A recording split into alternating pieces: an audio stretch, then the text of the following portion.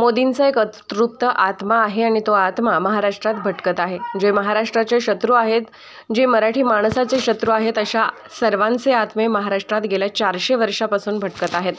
त्यात हा नवीन गुजरातचा आत्मा आहे। काल मोदींनी डॉक्टर बाबासाहेब आंबेडकरांचा उल्लेख तरी केला का? कारण त्याला डॉक्टर बाबासाहेब आंबेडकर यांच्यावर राग आहे, त्यांना संविधान बदलायचं आहे। शिवसेना ठामपणे उभी आहे। मोदी काय म्हणतात त्याकडे फार लक्ष देऊ नका, ते भटकते आत्मे आहेत। उद्या 1 मे आहे। ज्या 105 लोकांनी बलिदान दिले ते लोक मोदींना शाप देणार आहेत। त्यांनी तयारी केली होती, शेवटी कोणाला उमेदवारी द्यायची हा त्या पक्षाचा प्रश्न आहे। आता जर काँग्रेसला वाटत असेल उमेदवारी बदलावी तो त्यांचा प्रश्न आहे। त्यांना एक भटकंती आत्मा मोदीच्या रूपात मिळाली आहे, पण प्रधानमंत्री जिकडे जातात तेथे फक्त काँग्रेसवर हल्ला करतात। महाराष्ट्रात येऊन उद्धव ठाकरे यांच्यावर हल्ला करतात। जसं मुघलांप्रमाणे त्या काळात मुघलांच्या घोड्यांना संताजी धनाजीचे घोडे दिसायचे, तसे यांना आम्ही दिसतो। गुजरातच्या मुघलांना, दिल्लीच्या मुघलांना शरद पवार आणि उद्धव ठाकरे दिसत आहेत।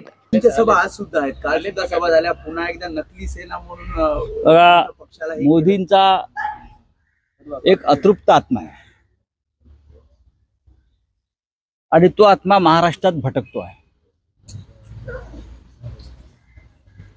आणि हा आत्मा जेव्हा भटकतोय, असे अनेक आत्मे महाराष्ट्रात 450 वर्षापासून भटकत आहेत। औरंगजेबाचा आत्मा, अफजल खानाचा आत्मा, जे महाराष्ट्राचे शत्रू आहेत, जे मराठी माणसाचे शत्रू आहेत, ज्यांना महाराष्ट्रानं गाडलंय, अशा सगळ्यांचे आत्मे महाराष्ट्रामध्ये गेल्या 400 वर्षापासून भटकत आहेत। त्यात हा नवीन गुजरातचा आत्मा आहे। आणि हे आत्मे जरी महाराष्ट्रात भटकत असले आणि त्या आत्म्यांकडून काहीही वक्तव्य होत असली तरी अशा भुताटकीच्या वक्तव्यांना महाराष्ट्र जुमानत नाही। महाराष्ट्र ढोंग, अंधश्रद्धा, बरं का, फेकाफेकी, याला कधीही महाराष्ट्रानं महत्त्व दिलं नाही। महाराष्ट्र हा ज्याला एक पवित्र आत्मा म्हणतो अशा लोकांचा प्रदेश आहे। इथे छत्रपती शिवाजी महाराज जन्माला आले, इथे डॉक्टर बाबासाहेब आंबेडकर जन्माला आले, म्हणजे सुपुत्र आहेत ते महाराष्ट्राचे। काल मोदीजी होते, पुढे पुण्यात होते ना। डॉक्टर आंबेडकरांचा त्यांनी उल्लेख तरी केला का साधा भाजपच्या नेत्यांनी? कारण त्यांना डॉक्टर आंबेडकरांवरती राग आहे, त्यांना डॉक्टर आंबेडकरांचं संविधान बदलायचं आहे, म्हणून त्याचे आत्मे महाराष्ट्रात भटकत आहेत। कारण हे महाराष्ट्राचे सुपुत्र डॉक्टर आंबेडकर आहेत, त्यांचे संविधान त्यांना बदलायचं आहे आणि शिवसेना ठामपणे उभी आहे त्या विरोधामध्ये। मोदी म्हणतात की हे बघा, हे मोदी काय म्हणतात त्याच्याकडे फार लक्ष देऊ नका। तुलने भटकते आत्मे आहेत ते सगळे। हे आम्हाला म्हणतात ना भटकते आत्मे, होय। उद्या 1 मे आहे। 105 आत्मे ज्यांनी या महाराष्ट्रासाठी बलिदान केलं ते उद्या मोदींना शाप देणार आहे। कारण मोदींनी जेवढं महाराष्ट्राचं आणि मराठी माणसाचं नुकसान केलंय तेवढं आतापर्यंत कोणी केलं नसेल। त्याच्यामुळे या अतृप्त आत्म्यांविरुद्ध ही महाराष्ट्राची लढाई आहे। उद्या महाराष्ट्र दिन आहे, उद्या 1 मे आहे। आम्ही सगळे 105 हुतात्म्यांना, या पवित्र आत्म्यांना उद्या आदरांजली वाहू आणि त्यांना सांगू की हे जे आत्मे भटकत आहेत महाराष्ट्र विरोधी, आम्ही त्यांचा बदला घेऊ। बड़बोले नेते कह रहे हैं कि 5 पंतप्रधान पद के चेहरे म्हणजे शिवसेने के, म्हणजे ते माझ्याविषयी बोललेत माहिती आहे ना। मोदींना 5 चेहरे असले तर काय झालं? तुमच्यासारखा एकच भटकता आत्मा जर बसला प्रधानमंत्री पदावर तर या राज्याची, देशाची भुताटकी होऊन जाईल, स्मशान होऊन जाईल। आमच्याकडे एकापेक्षा जास्त चेहरे आहेत प्रधानमंत्री पदासाठी आणि हे लोकशाहीतलं सगळ्यात चांगलं आणि उत्तम उदाहरण आहे की एका लोकशाही प्रधान देशामध्ये पंतप्रधान पदासाठी फक्त एक चेहरा नाही तर एकापेक्षा जास्त चेहरे आहेत आणि उत्तम चेहरे आहेत। लोक जे स्वीकारतील तो प्रधानमंत्री होईल। आम्ही प्रधानमंत्री लादणार नाही भाजपप्रमाणे। खरगेंनी एका वृत्तपत्राला मुलाखत देताना सांगितलंय की उत्तर मध्य मुंबईची जी जागा होती ती अलायन्स मध्ये सगळ्यांना विचारात घेऊन आम्ही वर्षा गायकवाड यांना दिलेली आहे। ज्या प्रकारे तुम्ही काल वक्तव्य केलं की काँग्रेसचा अधिकार आहे त्या जागेवर कोणी उमेदवार द्यावा, त्यावर ते असं म्हणतात की शिवसेनेचं नेतृत्व यांना वर्षा गायकवाड हवं होतं, नसीम खान नको। त्यामुळे आम्ही नसीम खान यांना कधी विरोध केला नाही, करणार नाही। जात आणि धर्म पाहून शिवसेना कधी उमेदवार ठरवत नाही आणि विरोध करत नाही. नक्कीच उमेदवारी ठरवताना चर्चा अनेकांशी होत असते. जसं आम्ही सुद्धा अनेक मतदारसंघामध्ये उमेदवार देताना ठरवताना आमच्या महाविकास आघाडीतल्या मित्र पक्षाची चर्चा केली, कारण एकत्र काम करायचं असतं आपल्याला आघाडीमध्ये, की आम्ही हा उमेदवार देतोय, आपली काय भूमिका आहे, त्याच्यावरती मतं घेतात. पण परसेप्शन असं क्रिएट होतं की मुस्लिम उमेदवार अजिबात नाही. उलट नसीम खान हे वारंवार आम्हाला भेटत होते. नसीम खान हे सुद्धा तितकेच तोला मोलाचे योग्य उमेदवार आहेत.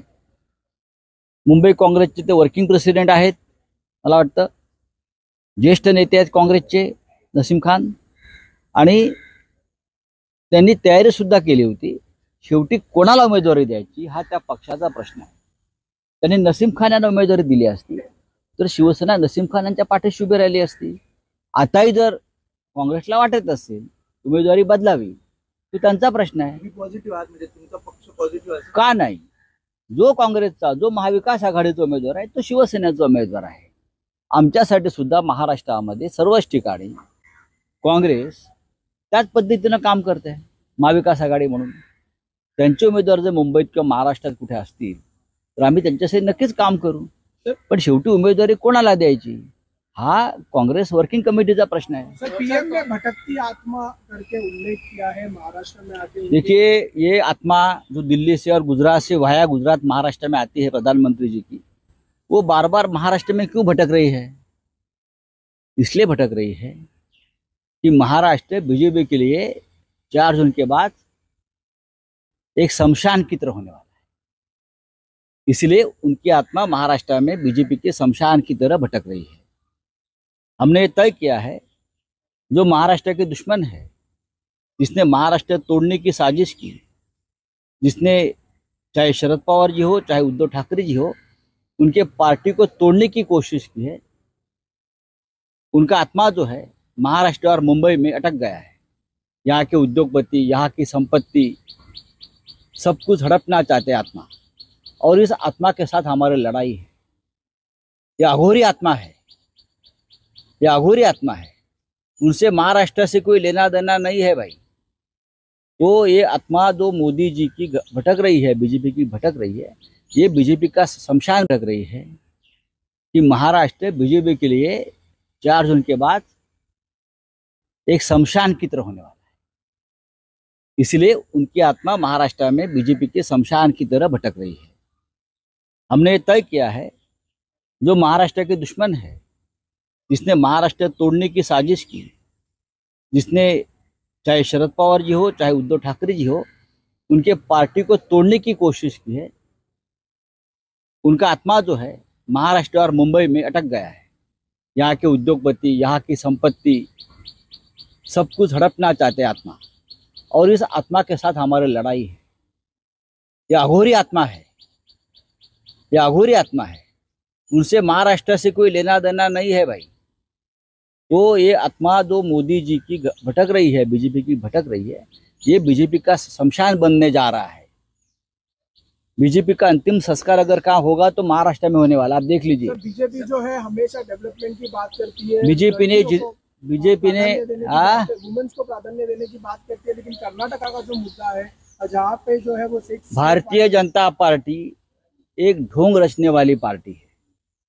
कर्नाटक में 2800 वीडियो वायरल हो गए हैं एक व्यक्ति के, जो बीजेपी के परिवार के सदस्य है। मोदी जी का परिवार कितना बड़ा है देखो, उनके परिवार के सदस्य भी 2800 बलात्कार करते हैं। इतना बड़ा परिवार है, और मोदी जी उनके लिए वोट मांगते हैं। ये सिर्फ एक अतृप्त भटकते आत्मा ही कर सकती है, और कोई नहीं कर सकता। इस प्रकार का घृणास्पद काम अगर कोई कर सकता है तो एक अतृप्त भटकती हुई आत्मा करती है। और मोदी जो कर रहे हैं, एक बलात्कारी, महिलाओं पर अत्याचार करने वाला एक व्यक्ति के लिए मोदी वोट मांगते हैं जाकर, और मोदी जी उस बारे में, मोदी को दिल में कोई दुख नहीं है। या निवडणुकीमध्ये पंतप्रधान पदाचे उमेदवार राहुल गांधी असतील असं पुन्हा एकदा नाना पटोले बोलले आहेत। आम्ही नाना पटोले यांच्या भूमिकेचं स्वागत करतो। महाविकास आघाडीमध्ये प्रधानमंत्री पदावरून कोणतेही वाद नाहीत। किंबहुना नाना पटोले किंवा काँग्रेसच्या आधी ही भूमिका मांडणारे संजय राऊत हे पहिले गृहस्थ आहेत की राहुल गांधींनी देशाचं नेतृत्व केलं पाहिजे.